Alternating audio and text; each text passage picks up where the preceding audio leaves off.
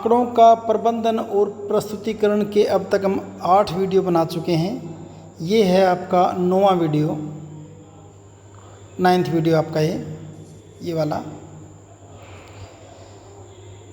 Infographics 9th video है। जब दंड आलेखों जैसे आंकड़ों के चित्रीकरणों को अधिक विस्तृत कलात्मक और चित्रीय कल्पना के साथ और अधिक सुंदर बना दिया जाता है तो ये सूचना ग्राफिक्स, इन्फॉर्मेशन ग्राफिक्स या संक्षेप में इन्फोग्राफिक्स कहलाती है। यानी कि दंडों के अलावा उसके अंदर और भी जानकारियाँ अगर उसके अंदर आ जाएँ और भी कला दिखा दी जाए और चित्रों से समझाया जाए तो उसको इन्फोग्राफिक्स कहते हैं, जिसके अंदर जानकारी ज़्यादा हो। इन्फोग्राफिक्स का उद्देश्य है आकर्षक दृश्यों का उपयोग करके सूचना को और अधिक स्पष्ट और शीघ्रता से आकर्षक तरीके से संप्रेषित करना है। उदाहरण के रूप में उपर्युक्त उल्लेखित प्रत्येक महाद्वीप के सबसे ऊंचे पर्वतों की सूची को देखते हैं।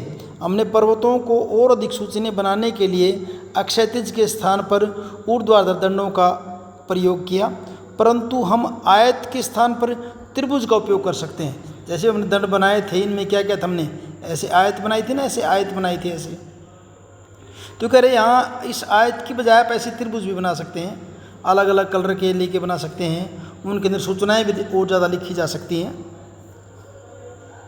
जो कि पर्वत के समान दिखाई देती है। क्योंकि आयत बनाएंगे तो क्या लगेगा, जैसे क्या बना, जैसे कोई पर्वत बना हुआ है तो इससे और अच्छा लगेगा।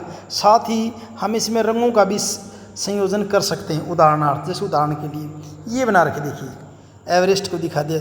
अब देखने में क्या होगा, जैसे इनको कैसे दिखा रखा है, जैसे ये आपको अभी जैसे पर्वतों के रूप में दिखाई, जैसे पर्वतों के जैसे दिखाई देंगे। यहाँ नाम पता चल गया है, ऊंचाई पता चल गई है, महाद्वीप का पता चल गया है, किसी कितनी ऊंचाई, सारा इसके अंदर पता चल रहा है। देखने में भी थोड़ा आकर्षक लगता है।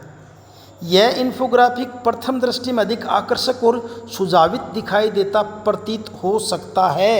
आपको लगता है कि अच्छा होगा, जानकारी सही दे रहेगा, वहीं इसमें कुछ कठिनाइयाँ भी होती हैं, इसमें भी कोई दिक्कत आ सकती हैं।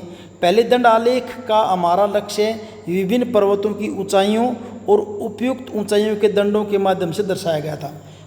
जब हमने दंडों से दर्शाया तो बिल्कुल ऊंचाई एग्जैक्ट बता रखी थी, दंडों की चौड़ाई, परंतु इन दंडों की चौड़ाइयाँ समान होनी चाहिए। समान चौड़ाई का उपयोग करने का उद्देश्य केवल यह स्पष्ट करना था कि हम केवल ऊंचाइयों की तुलना कर रहे हैं, बाकी कोई चीज़ नहीं है। परंतु इस इन्फोग्राफिक्स में ऊंचे त्रिभुज चौड़े भी अधिक हैं। जैसे चौड़ाई देखें, इसकी चौड़ाई ये है, इसकी चौड़ाई बहुत कम हो गई है। पर्वत सदैव क्या ऊंचे पर्वत सदैव चौड़े होते? कोई ज़रूरी नहीं जो ऊंचे पर्वत हमेशा चौड़े भी हों। यह इन्फोग्राफिक एक अतिरिक्त सूचना भी दे रहा है जो भ्रामक हो सकती क्या है या गलत भी हो सकती है। अकस्मात कभी कभी अधिक आकर्षक चित्र सूचना के स्तर पर भ्रामक भी हो सकते हैं।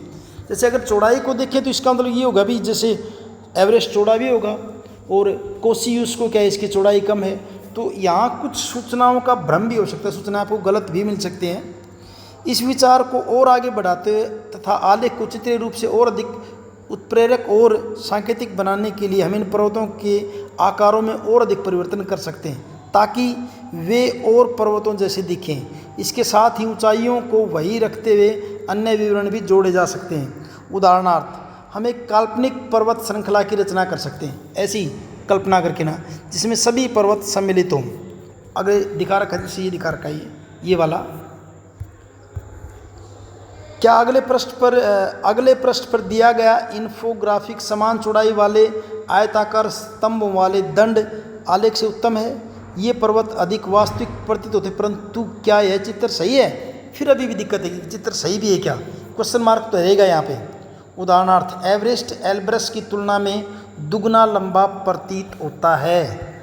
एवरेस्ट एल्ब्रस्ट के देखिए, ये एवरेस्ट और एल्ब्रस्ट से देखिए, यहाँ अगर देखें तो क्या लग रहा है, इससे दुगुना लंबा लग रहा है, लेकिन एक्चुअल में दुगुना है नहीं। कितना है? 5642।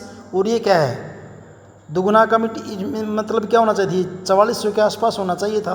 तो यहाँ फिर जो इसके अंदर सूचनाएं आपके लिए भ्रामक हो सकती हैं, तुलना में दुगुना लंबा प्रतीत होता है। ये फिगर देख लीजिए यहाँ, तो यहाँ कोई, और ये देखो यहाँ ऑस्ट्रेलिया का कोसियुस को बिल्कुल नीचे पड़ा हुआ दिखाई दे रहा है, ऐसे बिल्कुल नीचे जैसे, जबकि हाइट में इतना डिफरेंस थोड़ी, इसकी क्या है 8848, फिर ये 2228, तो इसका मतलब इससे 4 गुना नहीं, तो 4 गुना से बहुत ज़्यादा है। भुजा दिखा रखा है। तो कई बार सूचनाएं भ्रामक हो सकती हैं। तो इन्हीं की बात करें, जैसे कि 5642 गुणा 2 क्या है।